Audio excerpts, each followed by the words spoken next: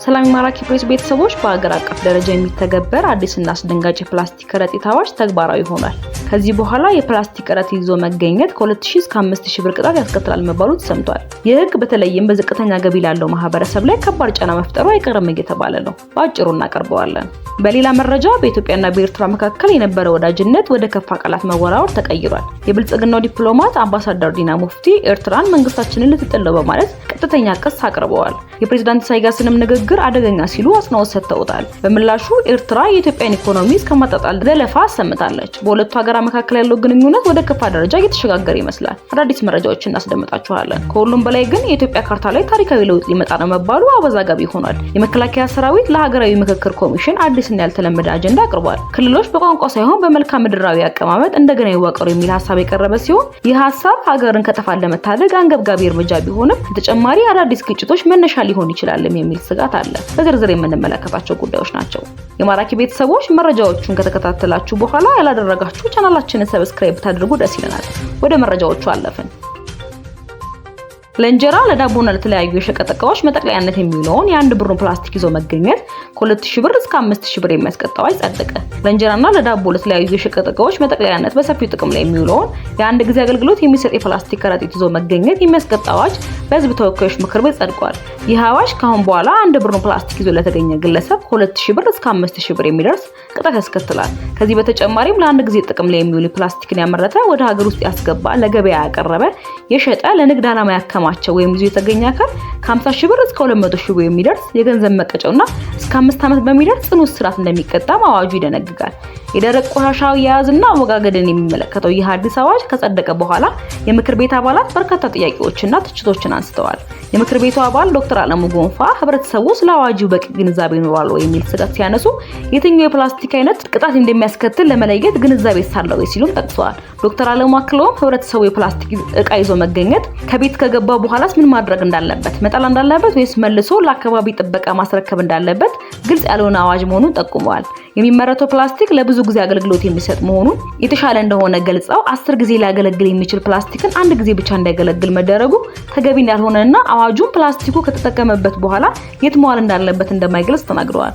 ሌላ የምክር ቤት አባል ደግሞ ቅጣቱ በተለይ ዝቅተኛ ገቢ ላለው ማህበረሰብ ክፍል ላይ ሊፈጥሩ የሚችለው ጫና ላይ ስጋት አቅርበዋል። ይህ አዋጅ ዜጎች በማያውቁት ጉዳይ ምክንያት ለቅጣት እንዲዳረጉ ያደርጋልም የሚል ትችትም አቅርበዋል። ለተነሱ ጥያቄዎች መልስ የሰጡት የውሃና የመስኖ ቆላማ አካባቢና አካባቢ ልማት ጉዳዮች ቋሚ ኮሚቴ ምክትል ሰብሳቢ ዶክተር አወቀ አምዛዬ የአንድ ጊዜ አገልግሎት የሚውሉ ፌስታሎችን ዝቅተኛ የማህበረሰብ ክፍልን በስፋት ስለሚጠቀም ቅጣቱ የህብረተሰቡን የመክፈል አቅም ግምት ውስጥ ያስገባ መሆኑን አስረድተዋል። ለምሳሌ አንዲት አሮጊት ወይም ሽማግሌ 2 ብር ዳቦ ወይም 10 ብር ስኳር ገዝተው ሲሄዱ 5000 ብር እንዲከፍሉ ቢጠየቁ ገንዘቡ ላይኖራቸው እንደሚችል በመረዳት ቅጣቱን ከ5000 ወደ 2000 ብር ዝቅ ተደርጓል ብለዋል። ዶክተር አወቀ አክለውም የፕላስቲክ ከረጢቶቹ ከቅጣቱ እጅግ የከፋ በመሆኑ ሀገርን የሚጎዱና እስከ 100 ዓመት ድረስ የማይበሰብሱ በመሆናቸው ቅጣቱ 20-30 ሺህ ቢሆን እንኳን ሀገርን ለመታደግ ነው ሲሉ የአዋጁን አስፈላጊነት አብራርተዋል። ለህብረተሰቡ ግንዛቤ ለማስጨበጥ ከመጪው ሐሙስ ጀምሮ የግንዛቤ ማስጨበጫ መድረኮች እንደሚካሄዱ አረጋግጠዋል። አዋጁ የፕላስቲክ ጫማዎችን፣ የውሃ ኮዳዎችንና ወፍራም የፕላስቲክ ውጤቶችንም እንደማይጨምር ተገልጿል። በተጨማሪም ማንኛውም ሰው ከመኖሪያ ቤቱ 20 ሜትር በላይ ያለውን አካባቢ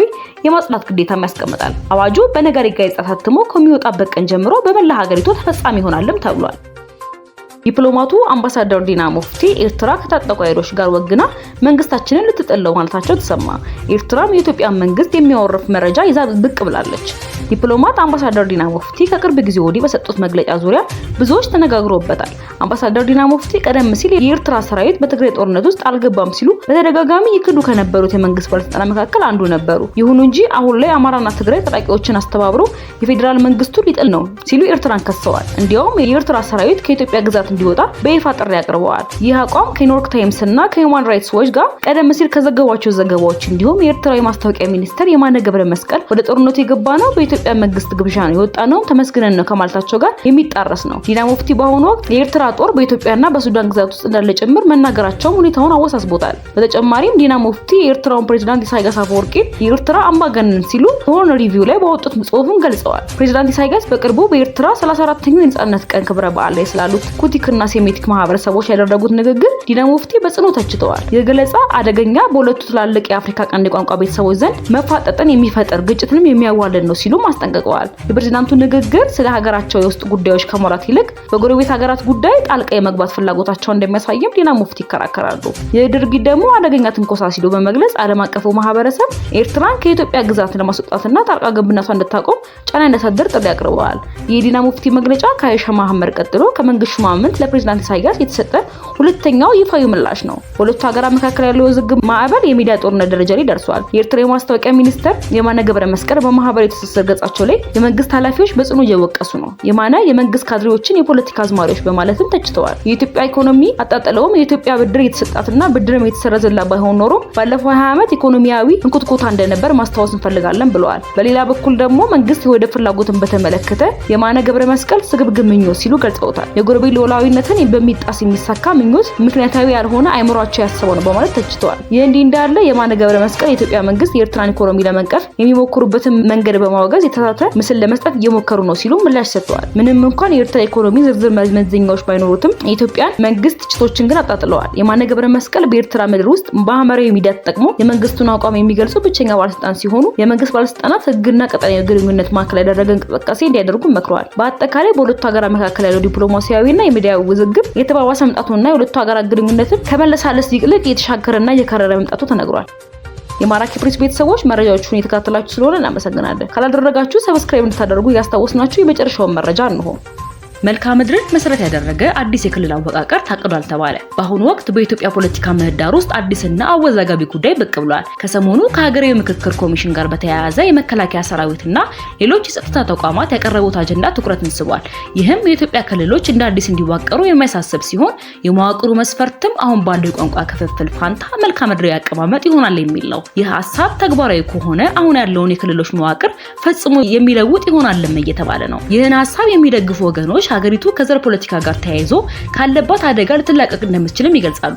አንዳንዶች ግን ይህ አጀንዳ የመንግስት ራሱ ፍላጎት ሲሆን ማዕከላዊ ስልጣንን ለማጠናከር የብሔር ግጭቶችን ለመቀነስና ተገዳዳሪ የክልል አስተዳደሮችን ለማዳከም ያለመ ነው ሲሉም ይከራከራሉ።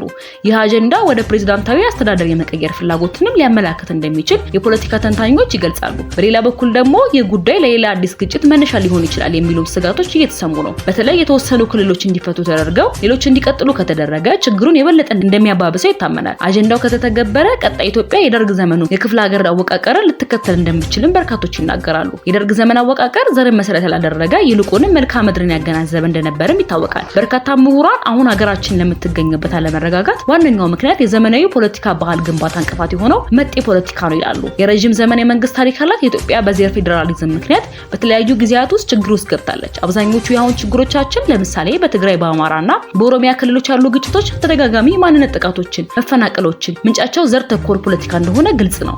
ይህ ደግሞ ህብረተሰቡ የዘረኝነትና የብሔርተኝነት ጥርጣሬ እንዲፈጠር አድርጓል። የብሔር ፖለቲካ ስርዓት አራማጆች ከሀሳብ ልቅና ተፋተው ነገድ ከነገድ በሚጣረስ የመንደር ፖለቲካ ውስጥ በመረማመድ በስልጣን ላይ ለመቆየት ሲጥሩ ቆይተዋል። ላለፉት 30 ዓመታት ብሔር ተኮር የፖለቲካ ነጋዴ ልሂቃን በሀገርና በህዝብ ላይ ከፍተኛ ጉዳትም አድርሰዋል። በሀገሩ ላይ ሰርቶ የመኖር መብቱን ተነፍጎ በየአካባቢው የሚፈናቀለው በኑሮ ውድነት የሚሰቃየውና በጦርነትና በድርቅ የሚፈናቀሉ ዜጎች ስቃይ ቁልፍ መፍትሄ በህግ መታገድ ያለበት የብሔር ፖለቲካ መሆኑ ብዙዎች ይናገራሉ። ይህ አጀንዳ ተግባራዊ ከሆነ ከሀገሪቱ ከብሔር ተኮር ግጭቶች ነፃ ልትወጣ ትችላለች ቢባልም ኢትዮጵያ ውስጥ አሁን ላይ ክልላዊ አስተሳሰብ እየገነነ በመምጣቱ ይህን ለማጽዳት ምናልባት ትውልድን የፈጀ ስራም ሊጠብቅ ይችላልም ተብሏል። ነገር ግን አጀንዳው ተግባራዊ ከሆነ ኢትዮጵያ በውጭ ኃይሎች እንደ ጊዜ ቦምብ የተመደበችበት ሁኔታ ሊለወጥ ይችላል የሚል እምነትም አለ። የብሔር ፖለቲካ ስርዓት አራማጆች በሀገሪቱ ህገ መንግስት ላይ የዘር ክፍፍል እንዲሰፍር በማድረጋቸው አሁን አሰራሩ ይቀየራል ከተባለ መጀመሪያ የሚሻሻለው ህገ መንግስት ይሆናል።